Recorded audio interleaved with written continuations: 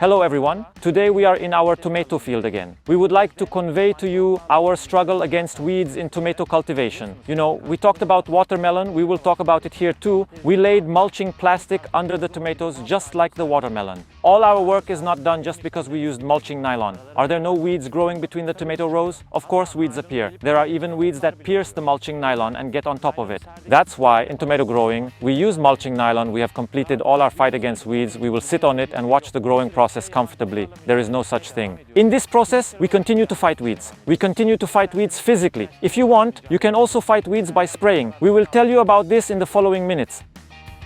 Physically, it is necessary to remove the weeds that appear at the bottom of the tomatoes by hand. We need to uproot these weeds so that we can destroy them completely. The most important thing is to fight weeds while they are small. Some weeds remain under mulching nylon. Either we crush the nylon with our feet so that the weeds under it get stuck, or we do nothing and the weeds do not grow under the black nylon due to the effect of the heat. But some weeds also find a way to get out of the mulching nylon and try to live on the nylon. There are even some vigilant weeds that try to come out from where we planted the tomato, from the bottom of the tomato.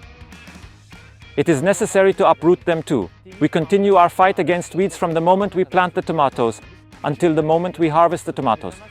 In fact, if we do not remove the weeds when the tomato is very small, the tomato shares the fertility of the soil with the weeds. If we clear the weeds, the tomato will directly take the fertility of the entire soil, the fertilizer we use, the pesticide we use, and the fertility of the soil itself. That's why our fight against weeds is very important. When tomatoes grow, our fight against weeds decreases. Because just because the tomato grows, it doesn't make those weeds grow. It takes all the fertility of the soil for himself. But when there are weeds such as broom grass, the tomato directly stops growing even if it is large. It dries tomatoes. It is necessary to remove those weeds at every stage. These operations are generally carried out after rainfall. If the fight against weeds is done before rainfall, the soil will be nourished again and weeds can emerge again thanks to the minerals in the soil. It would be much more logical to remove weeds after rains. After doing this, it is necessary to water the tomato plant. It would be healthier to irrigate the tomato rows after plowing them.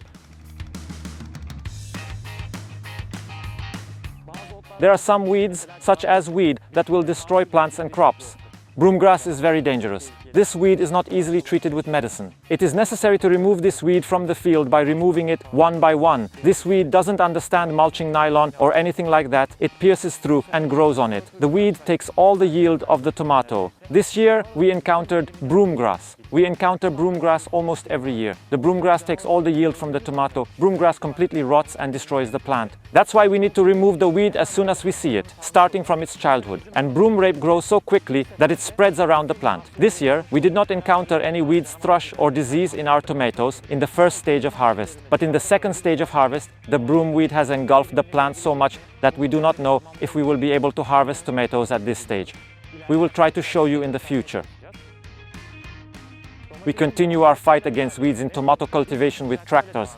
We plow between the rows with a tractor. As you know, tomato horizontal row distances are not as long as watermelon horizontal row distances. But still, horizontal row distances are long. Horizontal row spacing of tomatoes is 120 centimeters. In the empty space between horizontal rows, where there is no mulching plastic, the soil is immediately nourished and weeds begin to appear, especially when it rains. Then we plow the horizontal rows with a tractor. Just as we plow the watermelon rows, we carry out this struggle with agricultural equipment we call goose feet. But we cannot put the goose foot into the field as it is, because this equipment can also tear tomatoes.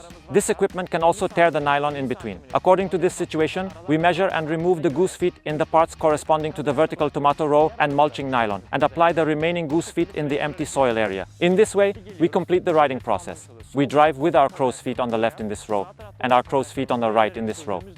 When we enter the same row again, we complete the unfinished part. Because one row is half plowed, the other row is plowed completely. We plow the unfinished row a second time. We drive the complete row once. While plowing the rows for the first time, it moves towards this side, pulling the grass. When he plows the rows for the second time, it completely removes the weeds because he moves towards this side. We do these operations when the tomatoes are smaller. We do this according to the growth status of the herbs. Because if we do not fight against weeds, believe me, it is not possible for the plant to be productive.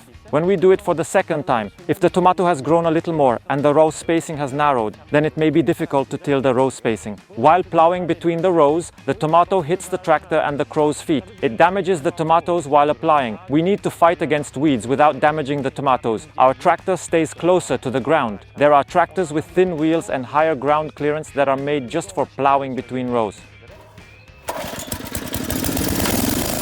Since we do not have those tools, we are telling the story based on the equipment we currently have. In fact, if we cannot plow the rows a second time with the tractor, we plow with the hoe engine. We have a small hoe engine that will fit between the rows of tomatoes. We bought it accordingly. When the tomatoes grow, we move forward by plowing the rows with this hoe engine with the help of 2 people. 3 people are needed for this process. Normally, you can go and complete these processes with 1 person. But if you miss the time, if the tomatoes have grown too much, you need to lay the tomatoes left and right so that you can spread them. Of course, we do the process of tilting the tomatoes left and right without damaging the tomatoes. It will be enough to spread between the rows once. Since this machine has a hoe effect, it moves forward by removing weeds. You complete the riding process quickly, but do not stand where you are with the hoe engine, dig the soil, and do not plow deep.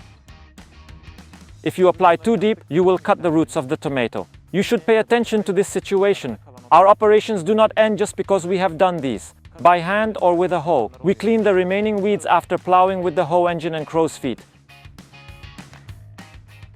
This is how we physically fight weeds. We can also fight weeds by spraying.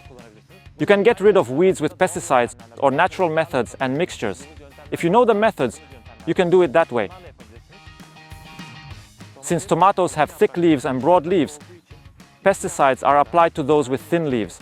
For example, chickweed has thin leaves. This can be spraying for weeds and it kills that weed. A single drug does not affect all weeds. Some weeds remain alive. The choice is up to you. You can do this by choosing the medicine carefully. Otherwise, it may damage the plants. You can find out which pesticide should be discarded by consulting an agricultural engineer. Medicines approved by the Ministry of Agriculture that will not harm the soil and tomatoes may be preferred. Today, we told you about our fight against weeds in tomato cultivation. We gave information about these. I hope it was useful. If there are any parts you see that are missing or incorrect, please write to us in the comments. Don't forget to support us. Keep farming.